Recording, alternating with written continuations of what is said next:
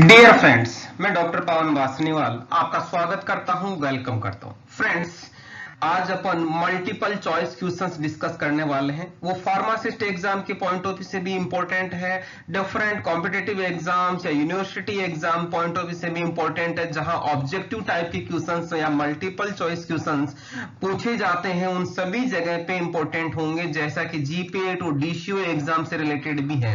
ये सारे क्वेश्चंस मैंने आपके लिए स्पेशली कंपाइल किए हैं, जो या तो एग्जाम्स में डिफरेंट एग्जाम्स में पूछे गए हैं या एग्जाम्स में प्रोबेबिलिटी बहुत ज्यादा है, जिनको आज अपन डिस्कस कर कौन से सब्जेक्ट की बात कर रहे हैं फ्रेंड्स। अपन पार्ट थर्ड की बात कर रहे हैं। पार्ट थर्ड का मतलब मैं यहाँ पे दो पार्ट पढ़ा चुका, दो पार्ट्स बता चुका, जो आपके डिस्क्रिप्शन बॉक्स में मिल जाएंगे डिफरेंट। और यहाँ पे कौन से सब्जेक्ट की बात कर रहे हैं friends, drug store business management की बात हो रही है यहाँ पे, जिसको डीएसबीएम भी बोला जाता है। आप लोगों ने ये दो पार्ट पढ़ लिए होंगे, देख लिए होंगे। यदि आप लोगों ने वो नहीं देखे तो आप लोग जरूर देखिएगा, डिस्क्रिप्शन बॉक्स में वो क्वेश्चंस की प्लेलिस्ट लगा रखी है मैंने आप लोगों के लिए, तो उसमें जाके उस पर क्लिक कीजिएगा और वहां पे आप अपना वीडियो देख सकते हैं। इसके अलावा different pharmaceutical chemistry, pharmacognosy, biochemistry, इन सभी की प्लेलिस्ट बना रखी है, आप वो भी जरूर देखें। ओके, पहला क्वेश्चन देखते हैं फ्रेंड्स। पहला क्वेश्चन की बात आती है तो देखिएगा, which statement is not true for inventory control. Inventory control के लिए ट्रू कौन सा नहीं है, नॉट ट्रू पूछ रहा है। तो देखिएगा आप लोग, इन्वेंट्री कंट्रोल होता क्या है। इन्वेंट्री कंट्रोल का मतलब current assets of business enterprises है, उन सभी की बात कर रहे हैं। मींस किसी पर्टिकुलर ड्रग स्टोर की बात कर रहे हैं तो उसमें कितना सामान रखा है उसको अपन इन्वेंट्री बोलते हैं। इसके बेसिकली ऑब्जेक्टिव क्या है फ्रेंड्स, देखिएगा पहला ऑब्जेक्टिव है मैक्सिमम कस्टमर सर्विस। मींस जितने भी कस्टमर्स हैं उन सभी के लिए जितना ज्यादा अपन मैक्सिमम सर्विस दे सकते हैं। ओके, फिर नेक्स्ट आता है मिनिमम इन्वेंट्री इन्वेस्टमेंट, मतलब हम कम से कम इन्वेस्टमेंट लगाना पड़े, उसका ऑब्जेक्टिव होता है। किसका, इन्वेंट्री कंट्रोल की बात कर रहे हैं अपन। ओके, फिर आता है next low cost plant operation. Low cost का मतलब यहाँ पे देखिएगा, मतलब हमें ड्रग स्टोर या किसी मैन्युफैक्चरिंग यूनिट की बात करें तो वहां पे हमें उसको चलाने के लिए कम से कम उसका कॉस्ट लगाना पड़े, ये चीज अपन बात कर रहे हैं। ओके, इसके अलावा और कौन कौन से इंपॉर्टेंट पॉइंट्स हैं वो अपन बात कर रहे हैं। देखिएगा इंपॉर्टेंट पॉइंट्स की बात आती है तो देखिएगा पेपर एंड इट्स टाइपिंग, मतलब पेपर से रिलेटेड जो भी होता है वो इन्वेंट्री कॉस्ट में इंक्लूड नहीं किया जाता। ओके, फिर आता है एक नेक्स्ट पॉइंट, एक्सपायरी डेट के ड्रग प्रोडक्ट होता है उनको अपन क्या बोलते हैं, ऑब्सोलेट आइटम्स बोलते हैं। ऑब्सोलेट आइटम्स पे क्वेश्चन आया हुआ है कॉम्पिटिटिव एग्जाम में, इंपॉर्टेंट है। ओके, नेक्स्ट पॉइंट आता है friends, 30% of working capital inventory में इन्वेस्ट किया जाता है किसी पर्टिकुलर बिजनेस में। ओके, फिर नेक्स्ट आता है टेम्परेरी आइटम्स को क्या बोला जाता है, जो पर्टिकुलर सीजन की वजह से होता है उनको बोला जाता है डोरमेट आइटम्स बोला जाता है। डोरमेट आइटम्स में भी इंपॉर्टेंट पॉइंट बनता है। क्लियर है। नेक्स्ट पॉइंट लास्ट वो क्या होता है, predetermined scrap due to the manufacturing process, मतलब किसी पर्टिकुलर प्रोसेस में कुछ स्क्रैप बनता है जो पहले से पता है कि इतना स्क्रैप तो बनना ही है, उसको अपन लेजिस्टिमेट स्क्रैप बोलते हैं। लेजिस्टिमेट स्क्रैप पे भी क्वेश्चन आया हुआ है, इंपॉर्टेंट है। ओके, तो आप इन सभी पॉइंट्स को याद जरूर रखिएगा। तो अब बात करते हैं अपन क्वेश्चन की। क्वेश्चन में नॉट ट्रू की बात कर रहे हैं तो देखना कौन कौन सा है। Paper and its typings are not included in inventory carrying cost, correct है, जो अपना पहला ही ये वाला पॉइंट की बात कर रहे हैं। क्लियर। नेक्स्ट आता है expiry drug products are unknown as obsolete items. Obsolete items हम पढ़ चुके हैं, ये वाला पॉइंट की बात कर रहा है। ओके, नेक्स्ट आता है inventories that are moving temporarily because of seasonal production are called dormant items. ये अपन ने टेम्परेली आइटम की बात कर रही है, ये डोरमेंट आइटम्स की बात हो रही है। ओके, इसका मतलब सारे के सारे सही है, मींस आंसर आंसर क्या होना चाहिए, नन ऑफ द अबव। इसका मतलब हमारा फोर्थ डी आंसर हो गया नन ऑफ द अबव। ये सारे के सारे ट्रू हैं, ये नन ऑफ द अबव मतलब इनमें से ऊपर वाला कोई भी आंसर सही नहीं है। ओके, अब बात करते हैं नेक्स्ट क्वेश्चन की बात करेंगे। देखिएगा friends, methods of inventory control is oblique are, मतलब इन्वेंट्री कंट्रोल के कौन कौन से मेथड है। देखिएगा इन्वेंट्री कंट्रोल की बात हो रही है यहाँ पे, तो इन्वेंट्री कंट्रोल के मेथड्स की बात आती है तो पहला मेथड कहलाता है एबीसी एनालिसिस, या जिसको बोलते हैं ऑलवेज बेटर कंट्रोल। ओके, दूसरा मेथड आता है इकोनॉमिक ऑर्डर क्वांटिटी, जिसको ईओक्यूबी बोला जाता है। तीसरा मेथड होता है परपेचुअल इन्वेंट्री कंट्रोल सिस्टम या इन्वेंट्री सिस्टम, जिसको कंटिन्यूअस इन्वेंट्री सिस्टम भी बोला जाता है फ्रेंड्स।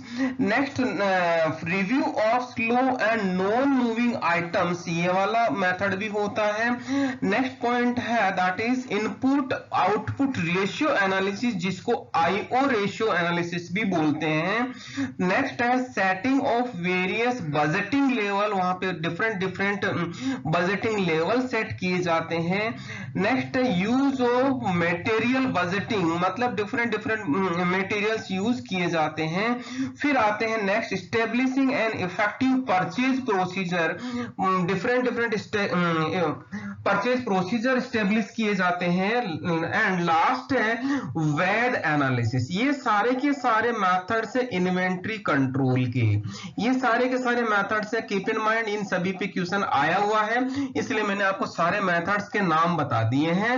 अब बात आती है आंसर कौन सा है, जैसा कि एबीसी एनालिसिस ये वाली बात कर रहा है, ये इकोनॉमिक ऑर्डर क्वांटिटी मेथड ये वाला, इकोनॉमिक ऑर्डर क्वांटिटी मेथड ये वाला है, परपेचुअल इन्वेंट्री सिस्टम ये वाली बात कर रहे हैं। यहाँ मतलब all of the above answer होना चाहिए, जैसा कि यहाँ पे दिख रहा है हमें। ओके, तो हमारा all of the above answer correct है।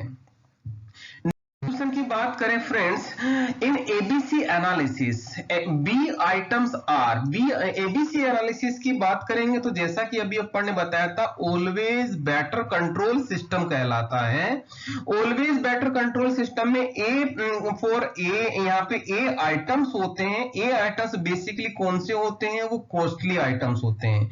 कॉस्टली आइटम होगा तो आपको पता है कि उनको ज्यादा नहीं खरीद सकते, तो टोटल का कितना परसेंट हो गया, 10% आइटम्स हो गए टोटल आइटम्स का। लेकिन जैसा कि कॉस्टली है इसलिए उनका बजट ज्यादा होता है, टोटल बजट का लगभग 70% बजट यूज हो जाता है। ओके, बी आइटम्स की बात कर रहे हैं, ये बी की बात कर रहा है। ये बी आइटम्स की कौन सा है फ्रेंड्स, ना तो वो कॉस्टली होते हैं ना वो सस्ते होते हैं, तो क्या होगा मीडियम रेंज में लेते हैं। 20% ऑफ टोटल आइटम लेते हैं यहाँ पे, और 20% यहाँ पे टोटल एक्सपेंडिचर को लेते हैं। ओके, मतलब टोटल बजट का 20% यूज करते हैं।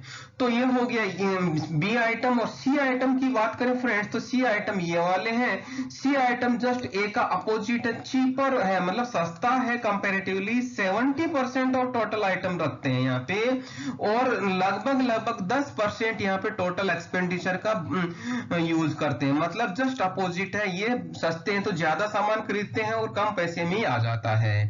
ओके, तो यहाँ पे देखना फ्रेंड्स, बी आंसर की बात करेंगे, यहाँ पे ना तो सस्ता है, बी की ही बात हो रही है, बी आइटम्स की बात हो रही है, तो यहाँ पे ना तो ये सस्ता है ना महंगा है, और 20% टोटल आइटम का मिलता है, 20% ही टोटल बजट या टोटल एक्सपेंडिचर का यूज होता है।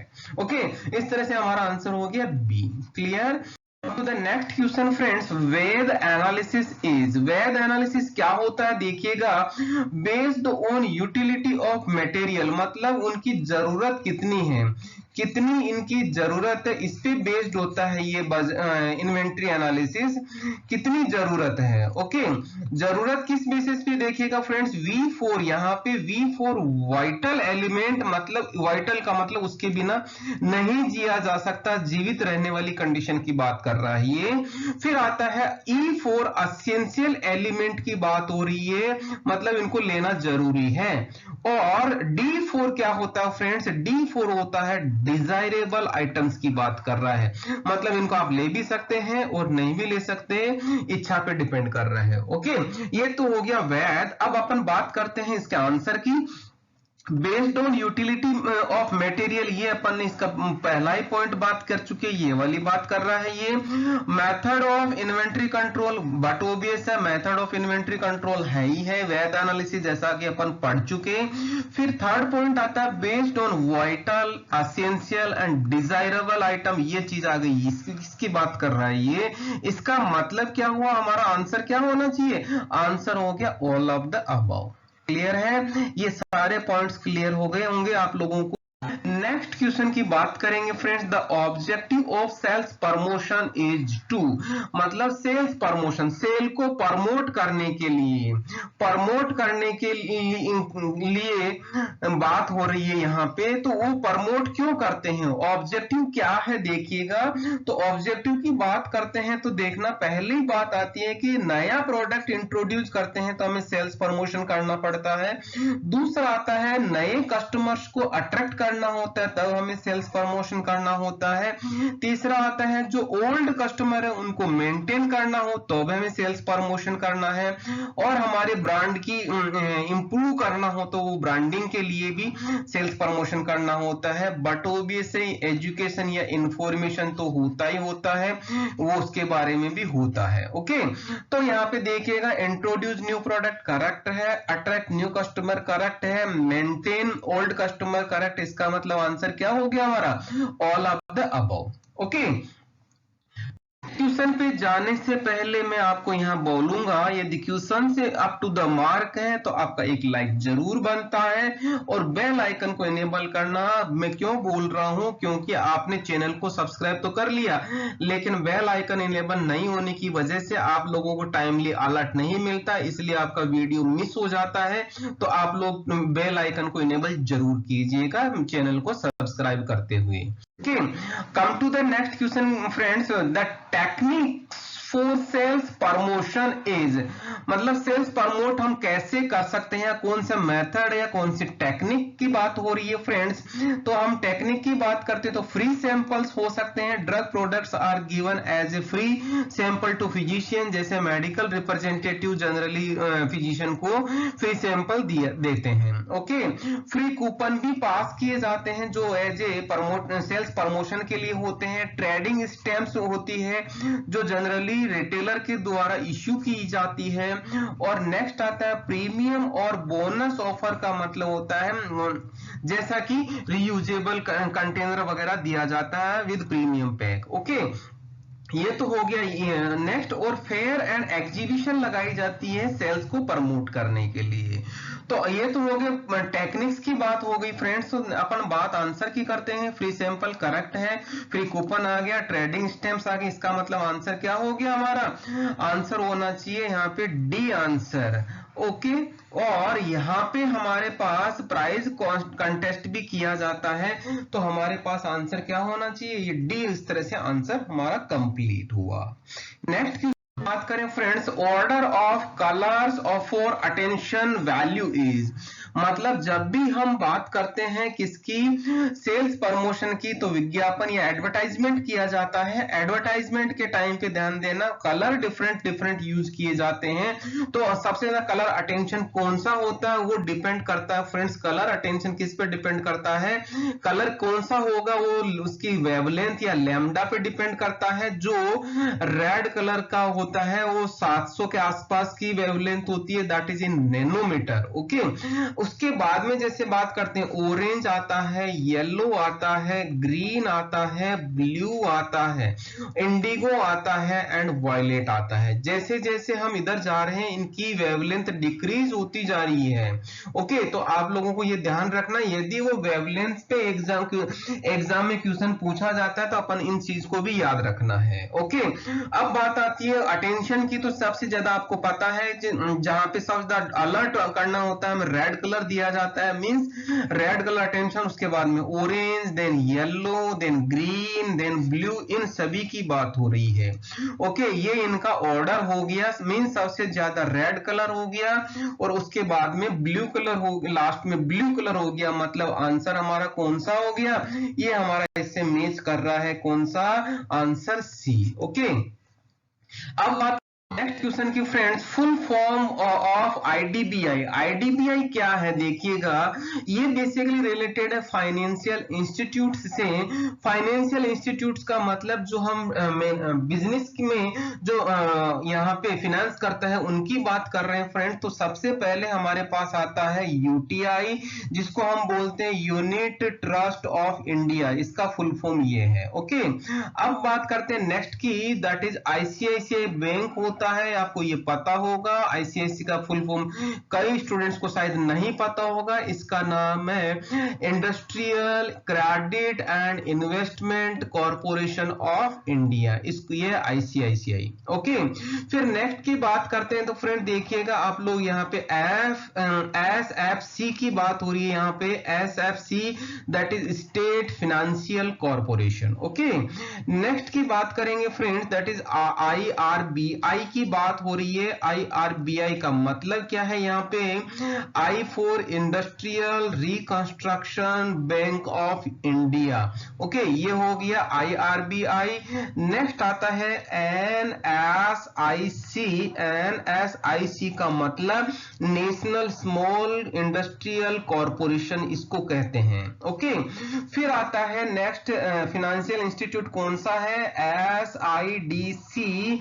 एसआईडीसी that is state industrial development corporation. Okay, फिर आता है इफकी, जिसको बोलते हैं आईएफसीआई होता है। आईएफसीआई का मतलब क्या है, industrial finance corporation of India. Okay, next आता है दैट इज लास्ट वन, अपन बात कर रहे हैं इस पॉइंट से रिलेटेड, दैट इज आईडीबीआई, जो हमारे आंसर से रिलेटेड है। आंसर से related that is industrial development of bank of India. तो industrial development bank of India, जैसा कि आपको दिख रहा है पहला ही आंसर है यहाँ पे, तो ये हमारा आंसर हो गया A, industrial development bank of India. Clear है। नेक्स्ट की बात करें friends, that is 9th question, the objective of EXIM bank of India. EXIM bank of India basically किसकी कब स्टार्ट हुआ था, 1 जनवरी 1982 में स्टार्ट हुआ था। ओके, दैट इज एक्सिम का मतलब यहाँ पे क्या है, क्या डिपेंड करता है देखिएगा, promotion of import and export of goods and services. Friends आपको याद कैसे करना है, IM से आपको याद करना है इंपोर्ट। ओके, और एक्सिम EX से याद करना है एक्सपोर्ट। क्लियर है। तो ये इंपोर्ट और एक्सपोर्ट से रिलेटेड बात हो रही है यहाँ पे। एक्सिम्स का मतलब है इंपोर्ट एंड एक्सपोर्ट, तो आपको बहुत अच्छे से याद हो गया होगा, इंपोर्ट एंड एक्सपोर्ट से रिलेटेड बी ऑप्शन हमारा करेक्ट है, for import and export of good and services, ये हमारा आंसर बी हो गया। ओके, नेक्स्ट क्वेश्चन की बात करें friends, question number 10th, the state bank of India was started on, कब हुआ था। स्टेट बैंक को हम SBI भी बोलते हैं, जैसा कि आप लोगों को पता होगा। ये बैंक कब हुआ था, 1 जुलाई 1955 में स्टार्ट हुआ था जी, 1755 में स्टार्ट हुआ था। फ्रेंड्स इसका हेडक्वार्टर भी बता देता हूं मैं आपको, ये इसका हेडक्वार्टर मुंबई में है, और अभी प्रेजेंटली इसका जो चेयरपर्सन है रजनीश कुमार चेयरपर्सन है इसका। ओके, तो ये स्टेट बैंक ऑफ इंडिया की कहानी हुई। आंसर हमारा होना चाहिए, देखिएगा आप लोग, बी आंसर दिख रहा है, 1 जुलाई 1955 की बात हो रही है। ओके, यहाँ पे नेक्स्ट क्वेश्चन पे जाने से पहले मैं आपको कुछ कमेंट करने की आपका एक्सपेक्टेशन जरूर रखूंगा। जैसा भी आपको समझ में आया यहाँ पे कमेंट बॉक्स में जरूर कमेंट करें, कौन सा क्वेश्चन आपको अच्छा लगा, किस तरह से लगा, और कुछ तरह के क्वेश्चंस आपको अच्छे चाहिए। ओके फ्रेंड्स, क्वेश्चन बात करता हूं 11th की, that is accounting as. Accounting क्या है, अकाउंटिंग की बात करते हैं तो एक बहुत बड़ा सेगमेंट आता है, लेकिन अपन इसकी डेफिनेशन की बात करें तो किस तरह की बात होती है। अकाउंटिंग इज द प्रोसेस और work of keeping financial accounts, मतलब एक प्रोसेस है और यह वर्क है किसके लिए, फिनेंशियल अकाउंट्स को करने के लिए। वो क्या होता है, उसमें कौन कौन सी स्टेप्स होती है, basically identifying, measuring, record keeping, communicating, किसके पॉइंट्स की बात हो रही है? इकोनॉमिक इवेंट्स की बात हो रही है। ओके, तो देखना, identifying of the economic events, measuring the economic event, recording of economic event, इसका मतलब हमारा आंसर क्या हो गया? ऑल ऑफ द अबव, क्योंकि तीनों पॉइंट्स हम यहाँ पे कवर कर रहे हैं। ओके, तो ऑल ऑफ द अबव हमारा आंसर हो गया। क्वेश्चन की बात करें, that is 12th number question, the objective of accounting is, accounting का ऑब्जेक्टिव क्या है, क्या टारगेट है? ओके, क्या टारगेट है या क्या ऑब्जेक्टिव है? तो ऑब्जेक्टिव को देखने के लिए पहला ऑब्जेक्टिव है to maintain proper records of business, किसी पर्टिकुलर बिजनेस का प्रॉपर रिकॉर्ड बनाने के लिए। दूसरा आता है अकाउंटिंग का दूसरा part, calculation of profit and loss, कि पर्टिकुलर बिजनेस प्रॉफिट में है या लॉस में है। थर्ड पॉइंट आता है depreciation of financial position, financial position बताने के लिए कि किस, इंडिकेट करने के लिए कि कौन सी कंडीशन है। और लास्ट वन आता है availability of information to various users, मतलब इसका क्या हुआ, यदि सपोज कोई बड़ी कंपनी है जिसके शेयर मार्केट या शेयर है, उसके शेयर है, तो उसके बहुत सारे स्टेक होल्डर्स हो गए, शेयर होल्डर्स हो गए, तो उनको इंफॉर्मेशन देने के लिए भी अकाउंटिंग का रोल होता है, उसका ऑब्जेक्टिव होता है। इस तरह से नेक्स्ट पॉइंट आ गया to comply legal requirement, legal requirement का मतलब क्या होता है, जैसा कोई टैक्स जमा कराना हो पर्टिकुलर कंपनी को या डिफरेंट, तो वो लीगल रिक्वायरमेंट के अंदर आती है। ओके, ये अकाउंटिंग ही प्रोवाइड करवाता है, ये ऑब्जेक्टिव होते हैं। तो इस तरह से आंसर क्या हो गया हमारा? आंसर डी हो गया। क्यों हो गया? पहला आ गया लीगल रिक्वायरमेंट का, दूसरा आ गया availability of information to various users, तीसरा आ गया प्रॉफिट लॉस की कैलकुलेशन। इसका मतलब हमारा आंसर क्या हो गया? आंसर हमारा डी हो गया। नेक्स्ट क्वेश्चन आता है friends, in accounting the meaning of gap, GAAP, gap का मतलब क्या होता है अकाउंटिंग प्रोसेस में? GAAP का मतलब होता है generally accepted accounting principles. Okay, किसके लिए बात हो रही है? वो डिफरेंट रूल्स हो सकते हैं, वो स्टैंडर्ड्स हो सकते हैं, वो डिफरेंट प्रोसीजर्स हो सकते हैं, इन सभी के लिए किसकी बात कर रहे हैं अपन? अकाउंटिंग के लिए। तो GAAP का मतलब हो गया जनरली एक्सेप्टेड अकाउंटिंग प्रिंसिपल, और वो कौन सा हो गया? हमारा आंसर हो गया ए। ओके, की बात करें, मींस क्वेश्चन की बात करेंगे, which is oblique are the accounting concept, accounting concept कौन से हैं फ्रेंड्स? तो अकाउंटिंग कंसेप्ट को देखने के लिए अपन बात करते हैं, कंसेप्ट का मतलब क्या होता है? यहाँ पे लॉजिक की बात हो रही है, लॉजिक की बात कर रहा है, ये किस तरह का लॉजिक लगता है, किसकी में? अकाउंटिंग की बात हो रही है यहाँ पे। तो पहला है एंटिटी कंसेप्ट, दूसरा है रेवेन्यू रियलाइजेशन कंसेप्ट, तीसरा है मैचिंग कंसेप्ट, चौथा है कॉस्ट कंसेप्ट, नेक्स्ट है कंसिस्टेंसी कंसेप्ट, उसके आगे है dual aspect concept, going concern concept, variable object evidence concept, money measurement concept. Okay, तो इस तरह से बहुत सारे कंसेप्ट आगे किसकी बात कर रहे हैं? अकाउंटिंग की और अकाउंटिंग की।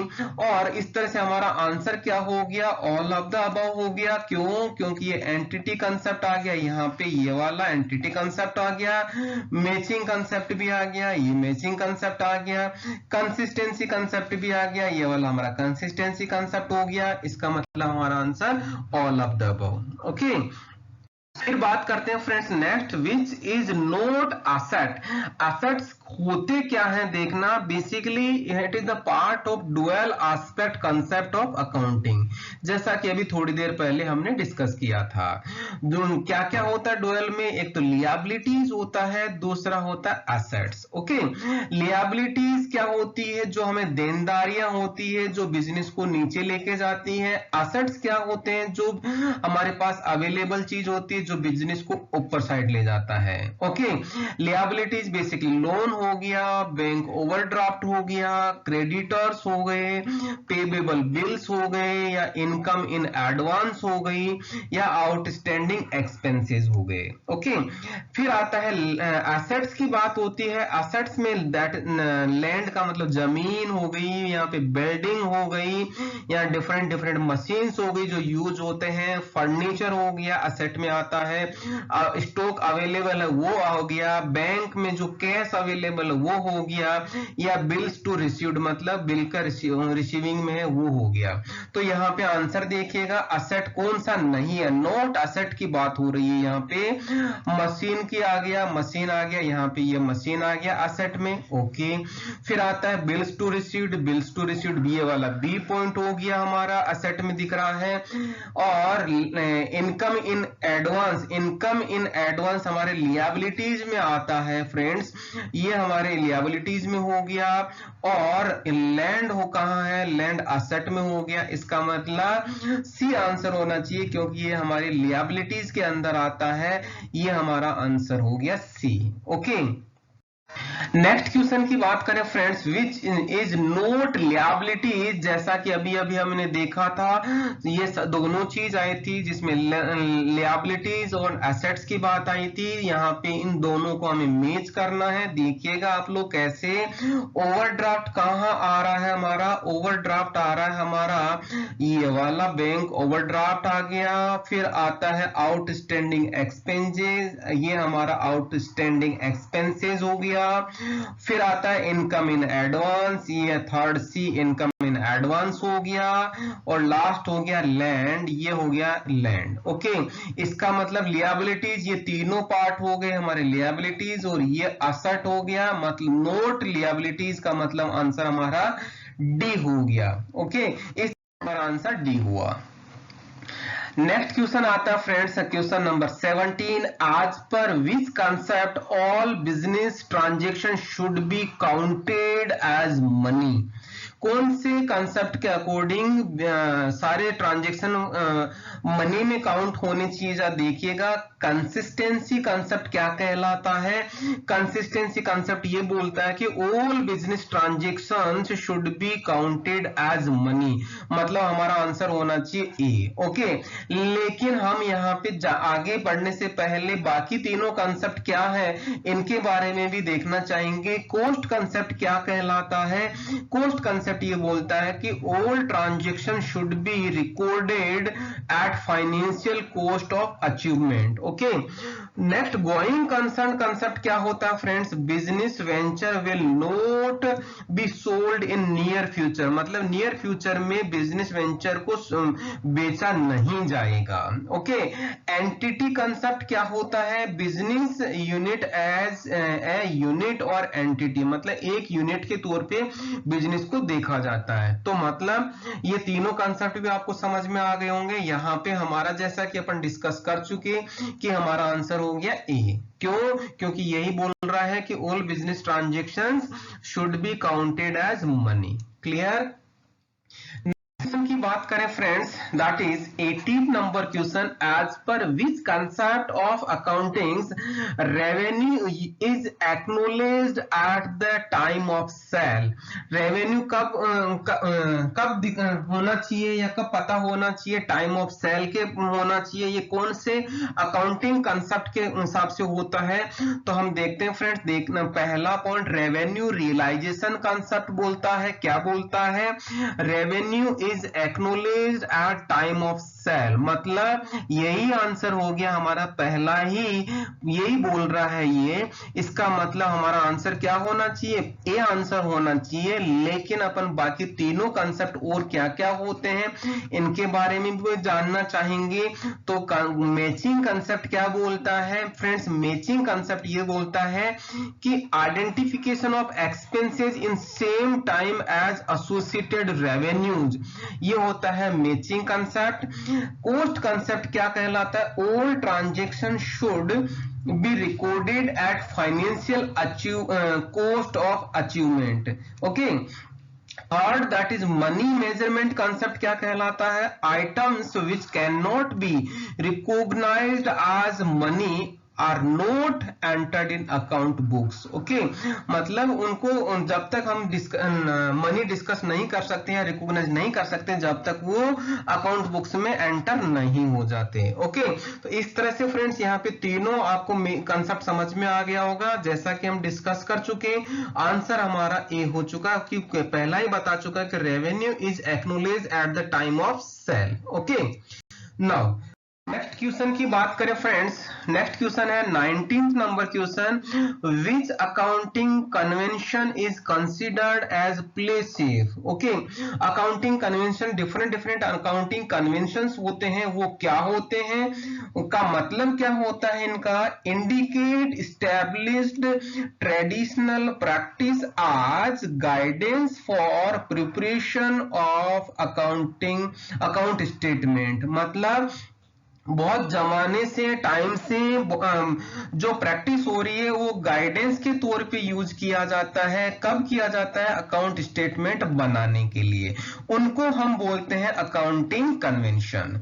फ्रेंड्स, अकाउंटिंग कन्वेंशन कौन कौन से होते हैं? पहला अकाउंटिंग कन्वेंशन है डिस्क्लोजर, जिसको के अकॉर्डिंग क्या होता है कि all information should be disclosed, मतलब डिस्क्लोज करनी चाहिए, सबको बता देनी चाहिए। ओके, दूसरा अकाउंटिंग कन्वेंशन होता है फ्रेंड्स मैटेरियलिटी। मैटेरियलिटी का मतलब होता है all items are believed as material, मतलब सारे के सारे आइटम्स को हम एज ए मटेरियल काउंट किया जाना चाहिए, ये होता है मैटेरियलिटी। ओके, थर्ड पॉइंट या थर्ड कन्वेंशन क्या होता है देखिएगा, कंसिस्टेंसी कहलाता है। ये बोलता है या इसके अकॉर्डिंग क्या होता है, uniformity of system is applied for the decision making, मतलब एक जैसा सिस्टम अप्लाई होना चाहिए कोई पर्टिकुलर डिसीजन करने। फिर लास्ट आता है कंजर्वेशन। कंजर्वेशन का मतलब होता है प्रिजर्व करना।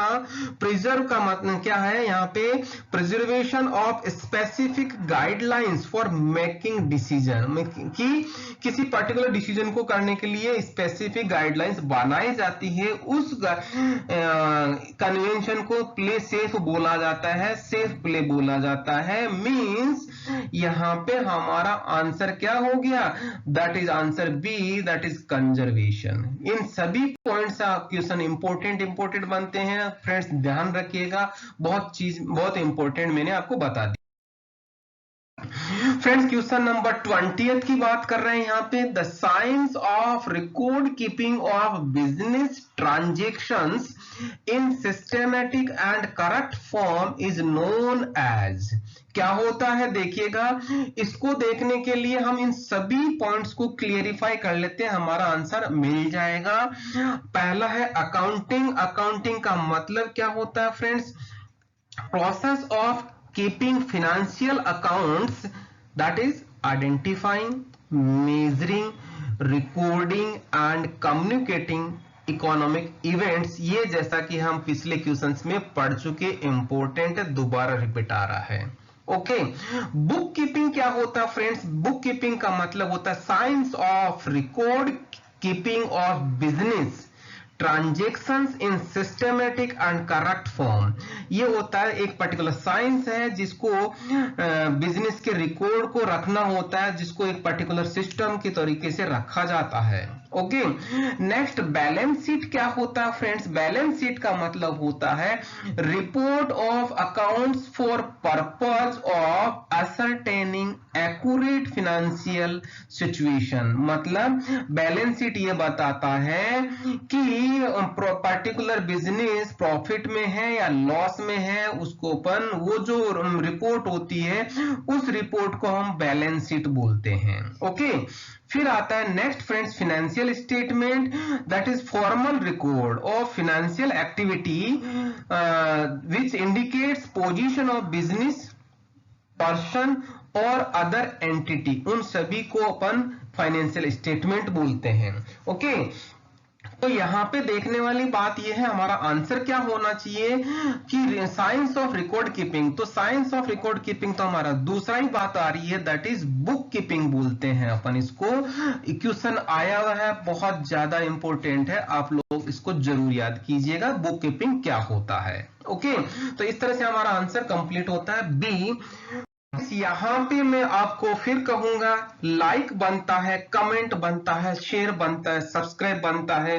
बहुत बहुत धन्यवाद देना चाहूंगा, आपने पूरा वीडियो देखा। Thank you once again.